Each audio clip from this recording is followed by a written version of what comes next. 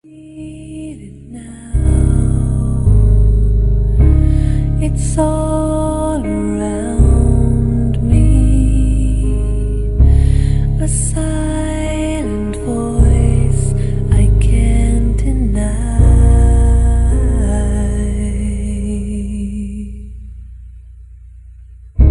A mother's arms, how they surround me. They sing the beauty of my life. It will last forever.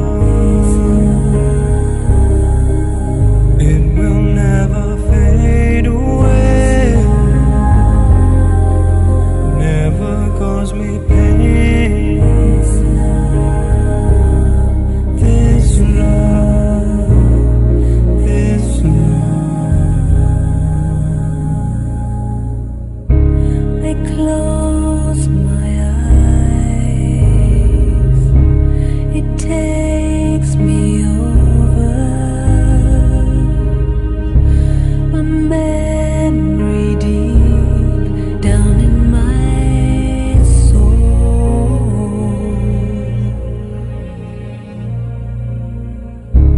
And safe from harm to be beside you. A light will shine upon the world. It will last forever. Om Shanti.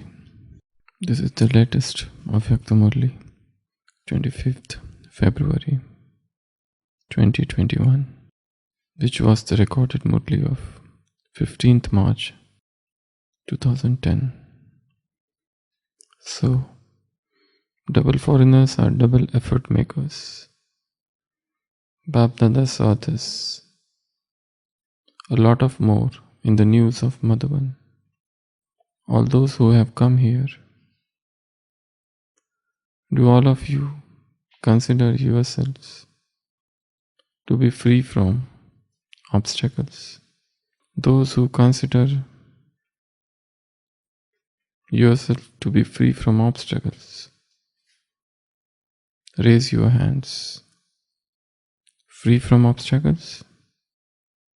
Acha. There is a majority. Some are not, though the majority is. So this is the latest Avyakta Murli of Baba Milan in Shantivan. Baba is asking double foreigners, raise your hands. Those who consider themselves free from obstacles, nirvigna, free from obstacles. Somebody has said, life is 10% problem and 90% how you respond to it. It's all about your response. There's something basic to understand here. When Baba says nirvigna, free from obstacle, what do you exactly mean? Let's first try to understand obstacles, problems, difficulties, challenges of life. This is all depending on outlook. If I think something as problem, that thing becomes a problem. It somewhere depends on my thinking. For example, somebody drinks tea and somebody doesn't drink tea. There are many spiritual institutions where tea is prohibited. So if somebody starts drinking tea, the tea is a problem to that person of that spiritual institution. But here in Brahma Kumaris, tea is accepted. People begin Amrit Vela with tea. During Amrit Vela also they drink tea in between, and some of them drink immediately after that. Rather, tea is not a problem because it is accepted. So this becomes a drink of awareness. It increases alertness, they say. If we do Amrit Vela after drinking tea, we don't feel sleepy. So mind has accepted, okay, tea is needed. It is must for meditation. So tea is no problem. But then there are many institutions where tea is prohibited, not allowed. It's intoxicant. And now you go, for example, in Mahatma Gandhi's ashram, tea is not allowed. So if somebody starts drinking tea, he will feel as if he has committed some sin. So there will be guilt consciousness. So now tea is problem somewhere, tea is not a problem somewhere. Tea is accepted. Suppose somebody is following a natural diet, for him tea is absolutely nonsense. It should not be drunk at all. And those who drink tea, he looks at them with disdain, with scornful attitude. He doesn't feel that these are good people who drink tea. They are not religious people. They don't possess courage, or they don't have self-control. And those who drink tea and those who enjoy, they feel he is such a miserable person. He is a poor thing. He doesn't know what awareness and what stage of higher meditation we achieve with tea. So now you see, for somebody it is a problem, and for some it is not a problem. For somebody it is an enjoyment. So this obstacle thing, it's somewhere in the mind. If I think, for example, if breathing is a problem, if I think that this why I am breathing, I should not. So breathing itself will become problem for me. So anything can become problem. Anything. It is all about the outlook. It is all about the mental attitude. How I see things. Coming back to tea, you know how the tea is discovered? There are many stories. But in countries like Japan and China, tea is must. It is accepted there. Especially in the monasteries, in ashrams, in Zen, they feel tea is a meditation. They have tea parties. They will sit together, and each house will have a different cup and saucer. Self-prepared, self-made. And then they will sit together in meditation, and the tea is getting prepared, and the smell and the aroma is spreading, and then somebody is bringing the tea, and then they will pour it nicely into the cup, and then they will drink, and they will do meditation. Before meditation, during meditation, after meditation, it's so absolutely accepted thing. But as I said, in some of the places, it is not accepted. And if they develop this habit, it becomes a problem. And now the question arises, how should I get rid of the problem? Tell me the solution. Bodhidharma was one person who went from India to China for the first time. And it was he who brought Buddhism in China. So once he was meditating, he found that this sleep is a disturbance. In meditation, I should not sleep. Why should I sleep? It's difficult, easy to give up food. So he gave up food. But what about sleep? The sleep was interfering in his meditation. So he cut these eyelids and threw. And he was meditating near a mountain. The name of the mountain was Ta, from where the word tea came. So he was meditating and he threw that, his eyelids. And from there one plant grew. And that plant, those leaves, boiled and he drank and he felt energy. Sleep gone away. Total awareness. And this is how the tea was invented. Since it was Ta, they started calling it the tea. It was Cha or Chi in those language. It became Chai. As it traveled countries, it became famous all over the world. It introduced into Europe and then into Asia. And then people started drinking and not just drinking, getting addicted to it. So for some it is problem, for some it is not a problem. People go to the hotels and they eat. Spiritual people, that is not a problem. But here it is a problem. So now what to do then? The first thing is thinking. Even if an obstacle comes, don't think it is an obstacle. This is what Baba has taught. If you think it is an obstacle, it will become an obstacle. Then what will happen? You will start feeling it. And then you start desire to find a solution to the obstacle. These are the three functions of the mind: thinking, feeling and desiring. The three psychology describes three functions of the mind. Thinking, you think, you feel, you desire. In this way, mind is not an object. It is a thing. It is not mind, it is minding. It is verb. Mind is not a noun. So, the process of thinking is mind. The process of feeling is mind. The process of desiring is mind. Now I have an obstacle.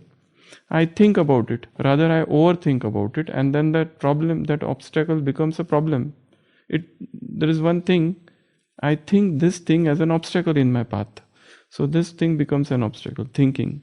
Then I feel it is an obstacle. And then I start desiring. Means I start finding a solution. And I remain restless most of the time because I never find a solution. I keep on visiting people and ask him, this is my problem and tell me how to solve it. It is self-created. It is not a problem, but it has been created in the mind. That's why the most important thing here is you have to work at the level of thought. Somebody is creating disturbance for me. I feel that this person is a problem. Then I start yoga with Baba, remove him from this department, from this from this place, or send him somewhere, because this person is a problem for me. Now the problem is the thinking. You have accepted something as obstacle, as problem, as difficulty. So you start feeling the same way. And once you start feeling, then you desire. And then what is the desire? How to get rid of the problem.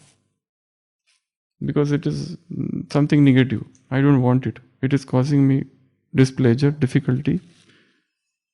So the three things, the three functions of the mind, thinking, feeling and desiring, they all are directed in one path. Now what can I do? Can I change them? Can I reverse them? So the process will start with the mind, thinking. If something comes in front of me, very tough, very difficult, let me think of the good things that can happen or happening because of that particular thing. Because every adversity, pratikul, every adversity brings with it the potential of growth. When I pass through situations, I am here A. When I pass through this situation, I am A here, a bigger A. I am not the same A. Because every situation teaches me something. And I am here, and I am this is the situation, but I escape, I run away. Then I remain the same. But every time I overcome one difficult situation, every time I overcome one challenge, every time I accept a challenge, I grow. The result is growth. The result is growth. So if you look at every new situation of life with this vision, then it will not appear as an obstacle. It's a challenge. Accepting challenges every day. Do those things which you have never done before. It is very easy to say, I am an amateur, I have not done it, I have no experience of it. Please give it to somebody who is experienced. It is so easy to escape. You have all the list of things which you can tell. For example, somebody is given a new seva. You do this. I remember long back, when I was in the medical college, we had just, our internship had just started. And we had no clinical experience. Till now we were just bookworms, drowned in books, reading for the exams. That's it. Our aim was to pass the exam, nothing more than that. But then internship had started, and It was the very first posting, and I remember one very serious patient came at night. And then that patient had to be transferred to another place. It was 4-hour journey, and it was some VIP. So it was asked who will go with him. So I had no experience, but I was so enthusiastic, I said I will go. And that journey taught me so many things. So many things. It was a very tough journey of those 4 hours. The patient was absolutely bad, intubated. He's throwing out blood through mouth. So any new challenge, when you accept, the result is growth. The result is growth. But if I say, no, this is obstacle, this is obstacle, this is obstacle. For example, this is your department and a new person comes. Or for example, new boss, tough boss, difficult boss, problematic boss.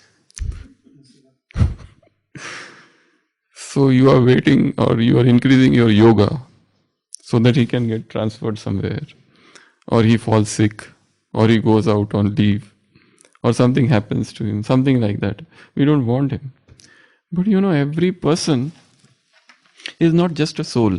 When you interact with every person, you are not just interacting with a new soul, but you are interacting with a set of sanskars, a unit of sanskars.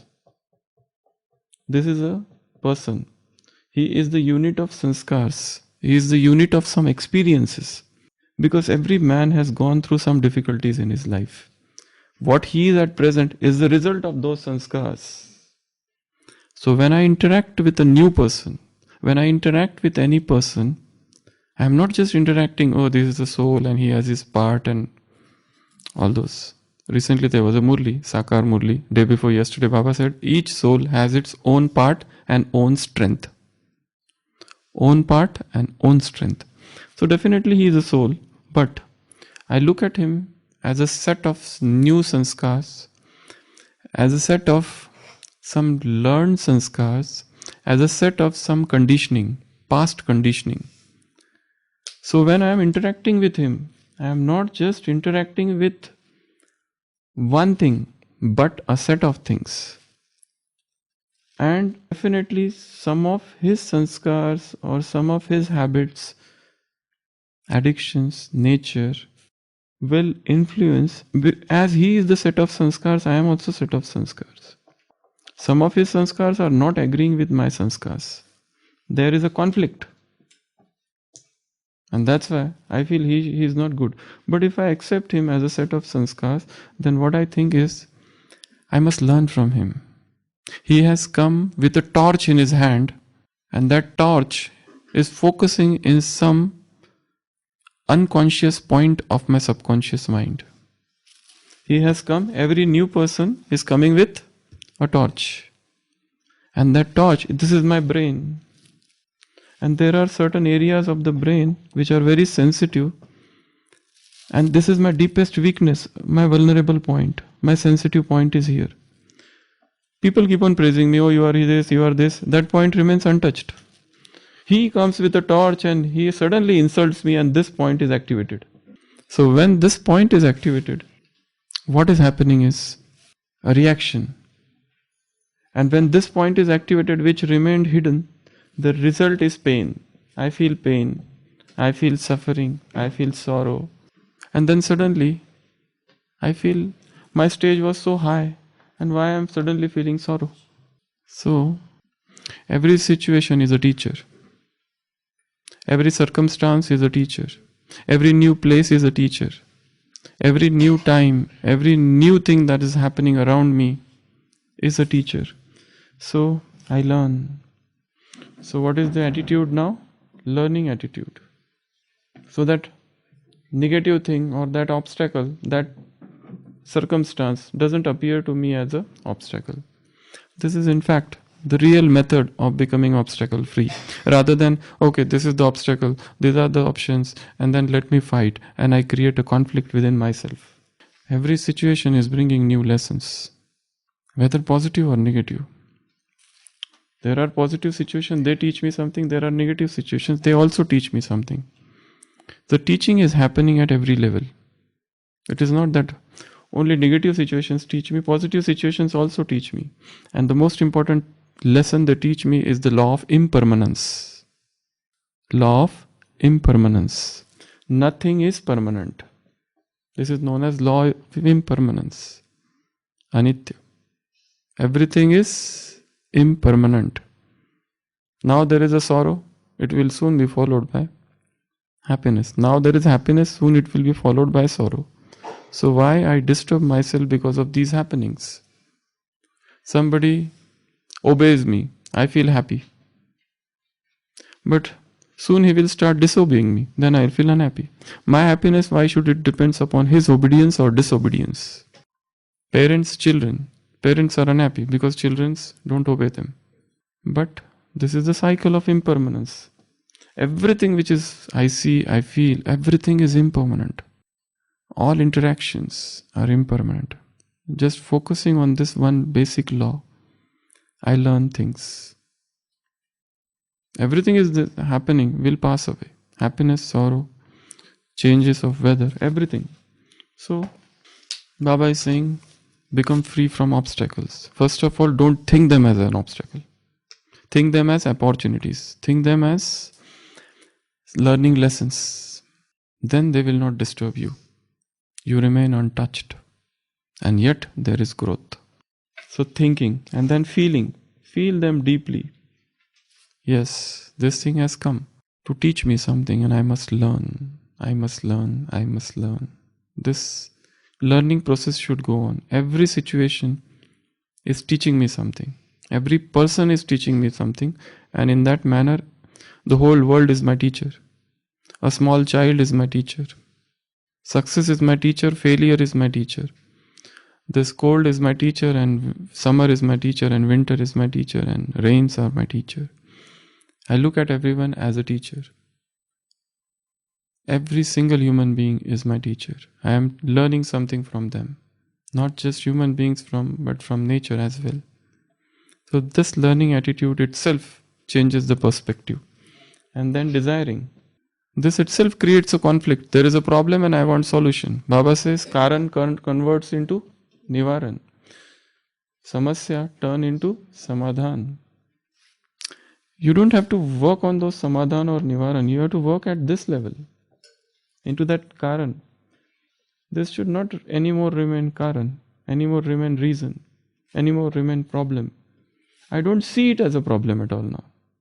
I don't see it as anywhere as a reason now. I see something else. I change my perspective, things start changing. So this is the real method of becoming free from obstacle. So this is the latest Avyakta Murli, 15th March 2010, which was played out in Shantivan, 25th February 2021. So double foreigners are double effort makers. Bapdada saw this a lot more in the news of Madhuban. All those who have come here, do you all consider yourselves to be free from obstacles? Those who consider themselves to be free from obstacles, raise your hands. Free from obstacles. Acha. There is majority. Some are not, though the majority is. One of the best thing is, whenever you see any problem in life, sit down and first of all pen down what is the problem. Is it really a problem or you are creating a problem by thinking? Penning down, jotting down. This is one thing everyone can do. And changing the perspective. Okay? Om Shanti.